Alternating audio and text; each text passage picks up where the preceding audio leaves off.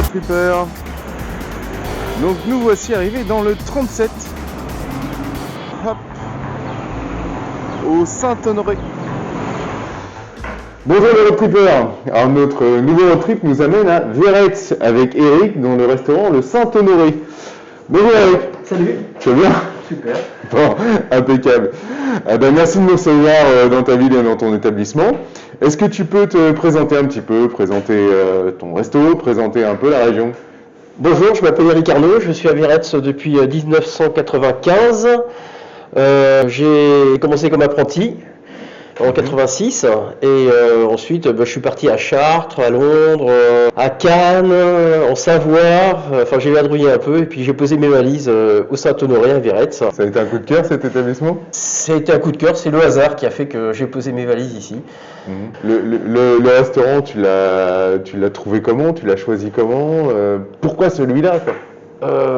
Au départ j'étais associé, l'associé a duré 6 mois, on s'est pas trop bien entendu et du coup je suis resté et j'ai bien fait de rester parce que je me sens comme un poisson dans l'eau. Ça te va bien Véretz?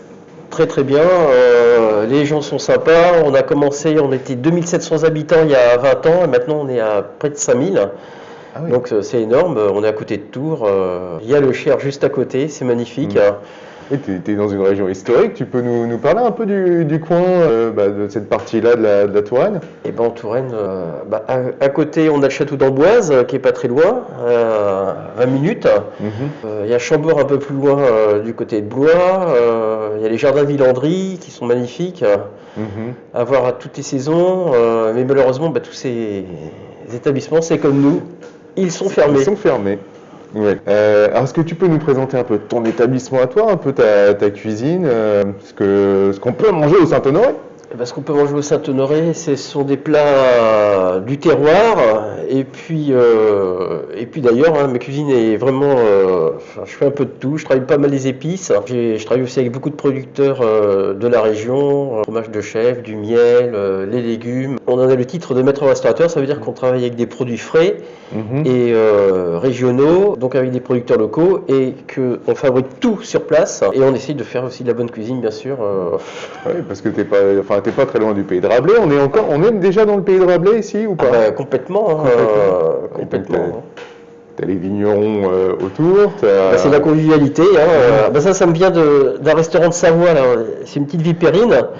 Et à la fin, le patron offrait la vipérine aux clients et il a buvé tous au goulot. Je sais pas si on pourrait faire ça maintenant. Les bronzés font du ski, c'est ça? C'était un peu ça, mais en vrai.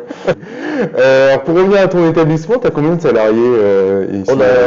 J'ai un salarié et puis de temps en temps j'ai des extras qui viennent quand il y a un peu plus de travail. Mais en ce moment, il n'y en a pas beaucoup. Ouais. J'imagine chômage partiel, donc du coup. Exactement. Ouais. Okay. Tu as quel type de clientèle au Saint-Honoré? Alors toutes les clientèles, on est du représentant au commercial, au patron, à l'ouvrier. On a un petit menu le midi à 16,90 €, entrée plat dessert, et donc ce qui est vraiment pas cher. C'est le bon prix. Et en plus, tu as du parking. Il y a un peu de parking. Ça, c'est bien. Il n'y en a jamais assez, mais il y en a quand même un petit peu. Toute type de clientèle, il y en a pour tout le monde. Et ton restaurant fait quelle surface? 100 mètres carrés à peu près, 100 mètres carrés. La salle. D'accord, tu as combien de tables du coup? Une vingtaine, je crois. Une vingtaine de tables, ok. Qu'est-ce que tu as mis en place pour le Covid? Tout le protocole sanitaire, les gels, on nettoyait à chaque fois, à la fin du service, on nettoyait les tables à fond, tout ce qu'il fallait faire. Crise, comment tu envisages ça? Comment tu le... L'après-crise, ça va être... va falloir qu'on appréhende l'afflux de clients, je pense, parce que les gens vont se précipiter et ça va falloir faire attention toujours, je pense, en espérant que les gens soient vraiment vaccinés, parce que ça va être compliqué au départ, parce que je sais pas trop comment ça va se passer. Il va falloir maintenir les masques, il va falloir maintenir les gels hydroalcooliques, une certaine distanciation, mais tout en gardant en tête que les établissements doivent rester rentables.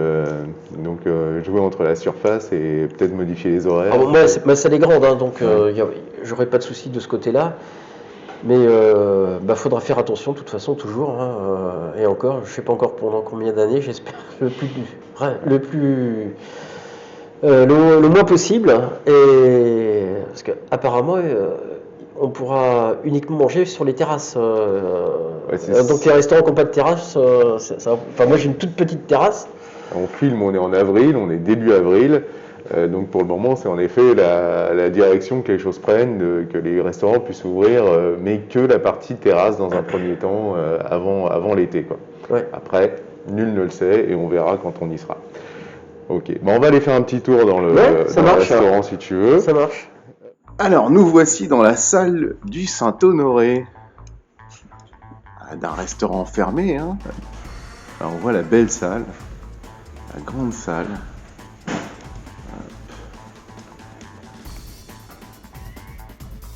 Ça, c'est une sanguine faite par François Paget. C'est un artiste peintre de la région qui est très connu. Et je lui ai demandé de peindre tous les personnages connus de Verrès, dont Eugène Bizot, c'est un poète anarchiste. Et Paul-Louis Courrier, qui était député dans les années 1820-1800, qui était un pamphlétaire, qui n'était pas très aimé du gouvernement. Et là, on représente les gens qui chantent et qui dansent sur la place de Verrès, à côté. Et t'as le curé d'Annay-sur-Cher qui n'était pas d'accord, et le curé de Verrès, lui, qui était d'accord. Et Paul-Louis Courrier avait écrit un pamphlet... D'où l'expression les empêcheurs de tourner en rond. Voilà, ça vient de là. Voilà. Donc Paul-Louis Courrier, c'était. Alors ça se passe dans quelle année cette histoire-là? 1820 à peu près. 1820. D'accord. Il est mort en 1825. Dans les bois de Larçay. Dans les bois de Larçay, assassiné par soit le gouvernement, soit par un mari jaloux. Ok. Alors la croix de Lorraine, elle est là. Alors ça, c'est le petit dessin tu peux.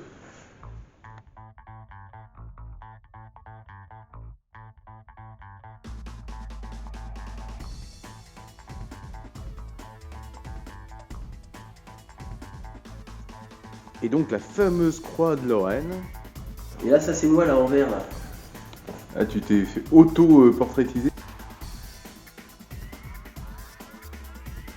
Non, t'as vu, c'est un trompe-l'œil là.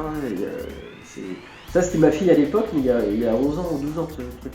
Ma fille et puis mon fils.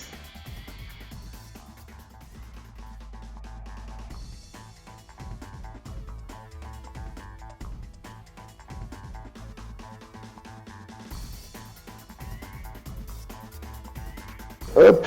Eh ben merci Eric pour cette visite. Eh ben merci pour Arnaud. ce bon verre de vin.